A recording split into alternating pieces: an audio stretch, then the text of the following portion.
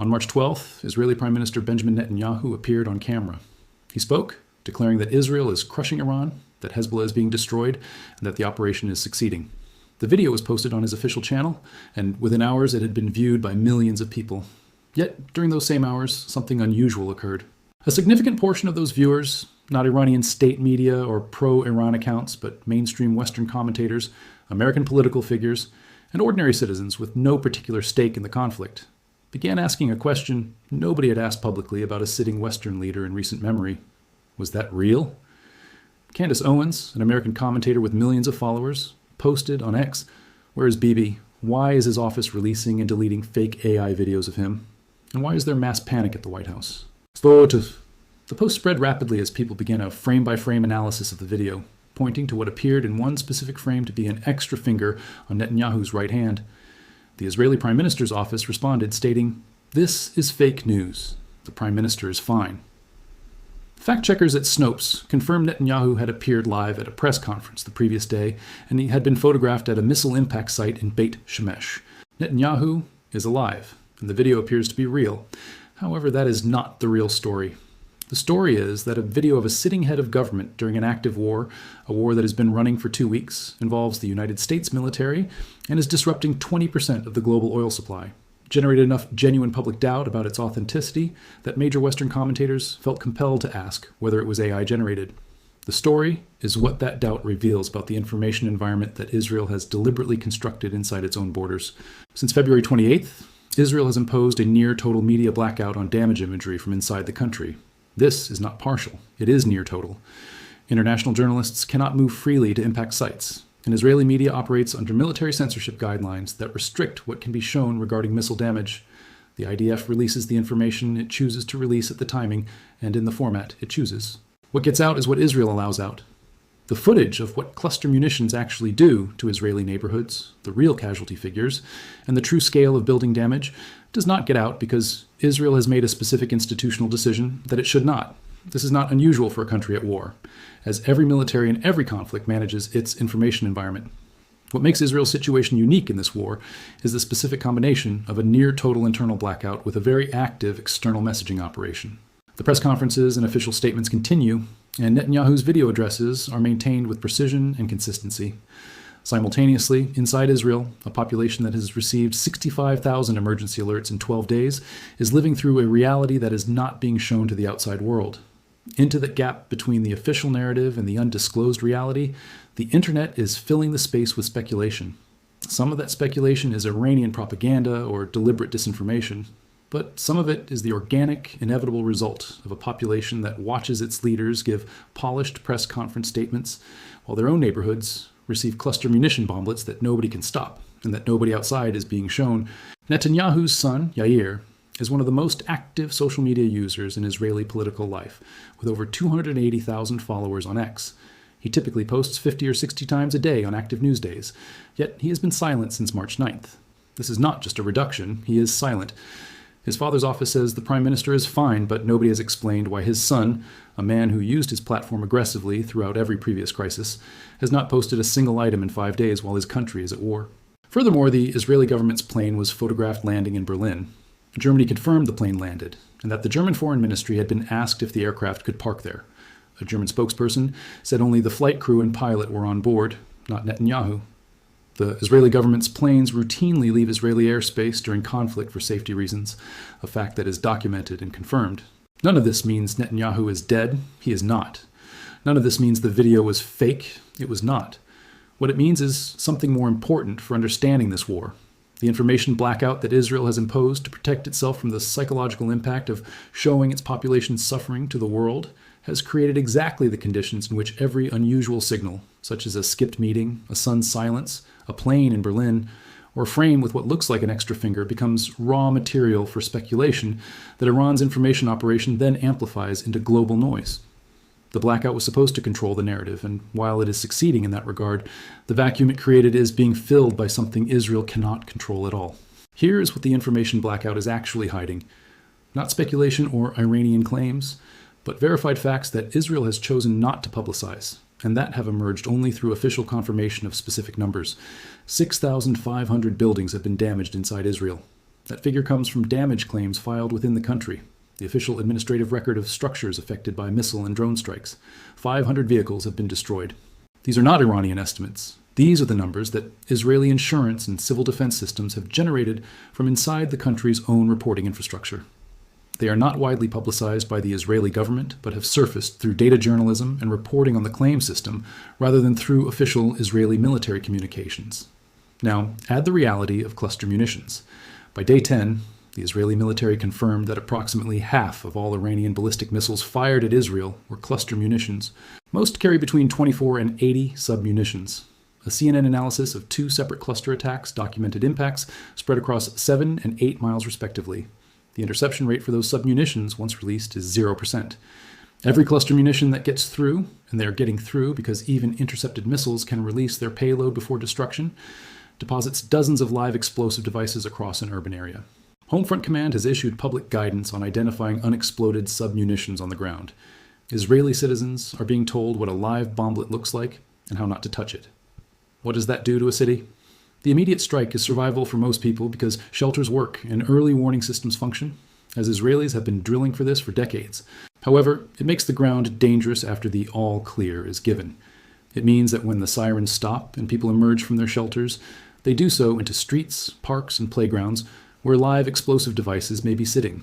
The psychological effect of not knowing whether the ground outside is safe, not during the attack but after it, is qualitatively different from any previous form of missile attack Israel has experienced, and it is not being shown. The overnight attacks that prompted this were significant. Hezbollah has opened its front more aggressively in recent days, coordinating with Iranian strikes to create simultaneous pressure from multiple directions. The combination of Iranian cluster munitions from the east and Hezbollah barrages from the north produces an alert environment that does not allow for recovery time between events. 65,000 alerts in 12 days, approximately 5,400 per day, means that the average gap between alerts and high-intensity periods is measured in minutes, not hours. This results in sleep deprivation at a population scale and commercial disruption at a national scale, reflecting the psychological toll of living inside an emergency management system that never disengages. Israel's economy is absorbing this in ways that are also not widely publicized. American technology companies that established Israeli headquarters and R&D centers, attracted by Israel's educated workforce and technology ecosystem, are now operating those facilities inside a cluster munition impact zone where the alert system fires hundreds of times daily. Some have evacuated international staff, while others have reduced operations. The economic disruption of sustained missile pressure on Israel's technology sector is a second-order consequence of this war that has received almost no coverage because Israel does not publicize it, and the companies involved are not eager to discuss it. Iran knows all of this. Iran's cluster munition strategy was not designed to destroy specific military targets, as cluster munitions are essentially useless against hardened military infrastructure.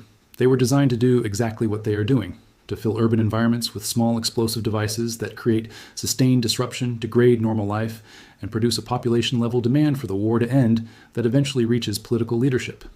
The IRGC has explicitly said its goal is to make Israeli citizens leave, not to kill them in large numbers, but to make them want to be somewhere else, to make the cost of remaining in Israel feel higher than the cost of demanding that their government find a way to stop the war.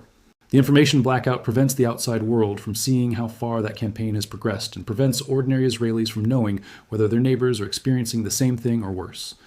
In an information environment this tightly controlled, the only signals people have about the true scale of what is happening are what they can see from their own windows and what manages to filter through the restrictions. Some of it filters through. The six-finger video controversy is the symptom, not the disease. The disease is the gap between a government that says it is crushing Iran and a population that is receiving 65,000 alerts and finding live bomblets in their streets. That gap is what Netanyahu's press conference cannot close. It is what the official damage figures, released selectively and framed carefully, cannot address. It is what the information blackout was designed to prevent from becoming visible. Yet it is becoming visible anyway. Not because Iran's propaganda is winning, but because the reality it exists to conceal is too large to fully contain.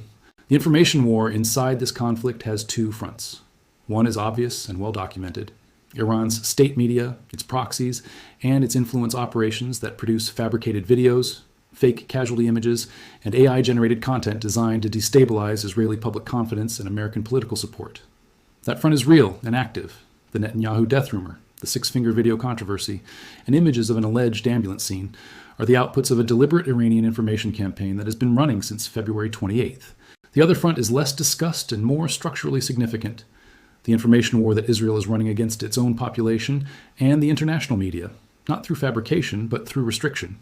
This includes the near-total blackout on damaged imagery, military censorship of domestic reporting, and carefully controlled press conferences that acknowledge specific verified facts while providing no visual evidence of the conditions those facts describe.